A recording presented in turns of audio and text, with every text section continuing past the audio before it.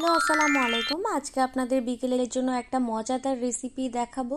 আপনারা খুব সহজেই ঘরে তৈরি করতে পারবেন। তার জন্য প্রথমেই নিয়ে নিব 1 কাপ ময়দা। আমি সবকিছু মেজারমেন্ট কাপের মেপে নিচ্ছি। দিয়ে দিব 2 চামচ ইস্ট। 1 কাপ ময়দার জন্য 2 চামচ ইস্ট দিতে হবে। যদি 2 কাপ ময়দা ব্যবহার করেন তার জন্য 4 টেবিল চামচ ইস্ট ব্যবহার করবেন। দিয়ে দিব স্বাদ মতো লবণ।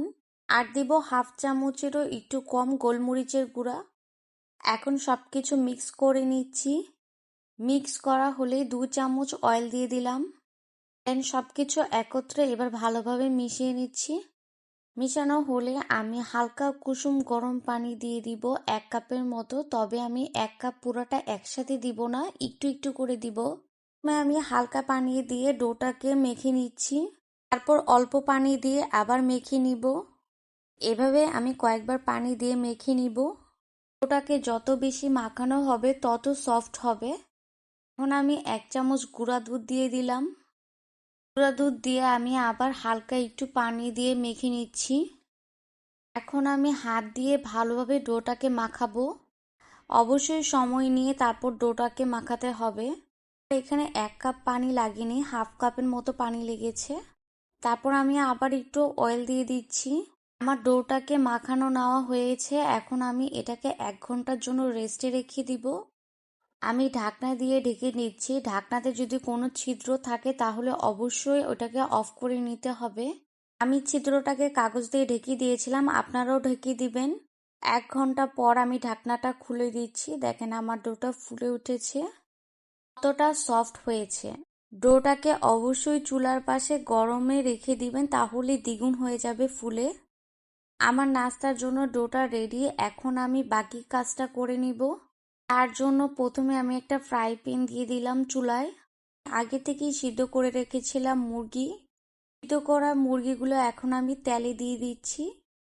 তারপর আমি 1 চামচ গুঁড়ামরিচ দিব এবং স্বাদ মতো লবণ দিয়ে দিব। আর 1 চামচ ধনিয়ার গুঁড়া দিয়ে দিব। এখন ভালোভাবে নেড়ে চেড়ে সবকিছু মিশিয়ে নিব। সবকিছু মিশানো হলে আমি সামান্য একটু পানি দিয়ে দিব, যাতে ভালোভাবে সবকিছু মিশায়। পানি দিয়ে কিছুক্ষণ রেখে দিব। কিছুক্ষণ রান্নার পর আমি আবার একটু নেড়ে চেড়ে দিব। তবে আমি একটু পরপর নেড়ে চেড়ে রান্না করে নিব। কিন্তু মুরগিটা সিদ্ধ করা, তাই বেশি সময় নিয়ে রান্না করতে হবে না। তারপর আমি 1 চামচ গোলমরিচের গুঁড়া দিয়ে আবার সবকিছু মিশিয়ে নিব।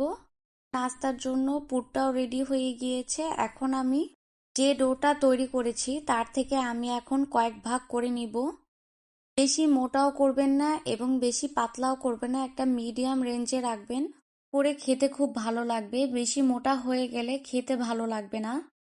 আমি 5টা ভাগ করে নিয়েছি। দেখেন একটা মিডিয়াম রেঞ্জের মতো রেখেছি। এখন আমি একটা সিলিকন মোল্ড নিয়ে নিব। আপনাদের কাছে সিলিকন মোল্ড না থাকলে আপনারা যে কোনো ওভেন প্রুফ বাটি নিয়ে নিতে পারেন। এখন আমি বাটার ব্রাশ করে নিচ্ছি।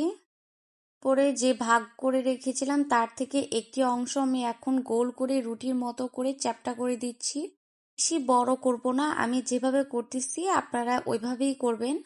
আমি এখন সবগুলো এভাবে করে নিচ্ছি। একটু চেপে চেপে দিলে ডোটা ছড়িয়ে যাবে। আমার সবগুলোই মোল্ডে দেওয়া শেষ। এখন আমি একটা চামচের সাহায্যে একটু চেপে দিব, তবে চামচের পিছনে একটু বাটার ব্রাশ করে তারপর চেপে দিব। সবগুলোতেই এখন আমি বাটার দিয়ে একটু চেপে দিচ্ছি। এই নাস্তাটি দেখতে মিনি পিজার মতো অথবা চিকেন বানও বলতে পারেন। এতে খুবই মজা হয়ে থাকে, এত ঝামেলা নেই বানানোর, খুবই সহজেই বানানো যায়। বাসায় একবার হলেও বানিয়ে দেখবেন। এখন সবগুলো ডোর মধ্যে আমি টমেটো সস দিয়ে দিব। আপনারা চাইলে এখানে মেয়োনিজ ব্যবহার করতে পারেন, অথবা যে সস খেতে পছন্দ করেন সেই সসও দিতে পারেন। এখন আমি চামচ দিয়ে একটু ছড়িয়ে দিচ্ছি সসগুলো, যেন চারপাশে লেগে থাকে। সস দেওয়া শেষ হলে আমি যে চিকেনগুলো করে রেখেছিলাম সেই চিকেনটা তার মধ্যে দিয়ে দিব। আমি এখন চিকেন দিয়ে দিব। চাইলে আপনারা এখানে মাশরুম বা সসেসও দিতে পারেন আপনাদের পছন্দ মতো। আমি এখানে আর কোনো এক্সট্রা কিছু ব্যবহার করব না, গাজর অথবা ক্যাপসিকাম এগুলো কোনো কিছুই আমি এখানে ব্যবহার করব না। এটা এইভাবে খেতে এত মজা যেটা আপনারা না বানালে বুঝবেন না। এখন আমি আগে থেকেই গ্রেট করে রেখেছিলাম চিজ, তার উপর চিজ দিয়ে দিব। চিজটা অবশ্যই একটু বেশি দেওয়ার ট্রাই করবে, তাহলে খেতে ভালো লাগবে। আমার চিজ দেওয়া শেষ, এখন আমি ওভেনে দিয়ে দিব। আপনাদের কাছে যদি ওভেন না থাকে তাহলে আপনারা কড়াইতে একটা স্ট্যান্ডে তারপর বসিয়ে দিবেন এবং ঢাকনাটাকে ভালোভাবে ঢেকে দিবেন। এই চিজের উপর অরিগানো ছিটিয়ে দিয়েছি। আমি এখন ওভেনে দিয়ে দিচ্ছি, 180 ডিগ্রিতে রাখবো এবং 20 মিনিটের জন্য দিব। চুলায় ব্যবহার করলে অবশ্যই 30 মিনিটের জন্য ঢেকে রাখবেন। আমার বানটা রেডি, এখন আমি উঠিয়ে নিব, তবে আমার 10 মিনিট লেগেছে। আপনাদের কারোর বেশি অথবা কম লাগতে পারে, অবশ্যই মাঝখানে একটু খুলে দেখবেন। দেখেন কত সুন্দর চিজগুলো গলে গিয়েছে, অনেক গরম ছিল তাই ধরতে পারতেছিলাম না। তৈরি হয়ে গেল আমার মজাদার চিকেন বান অথবা মিনি পিজা। আপনারা যে কোনো একটা বলতে পারেন। অবশ্যই ভালো লাগলে বাসায় ট্রাই করবেন এবং নতুন নতুন ভিডিও পেতে হলে সাবস্ক্রাইব করবেন এবং লাইক দিবেন। আল্লাহ হাফিজ।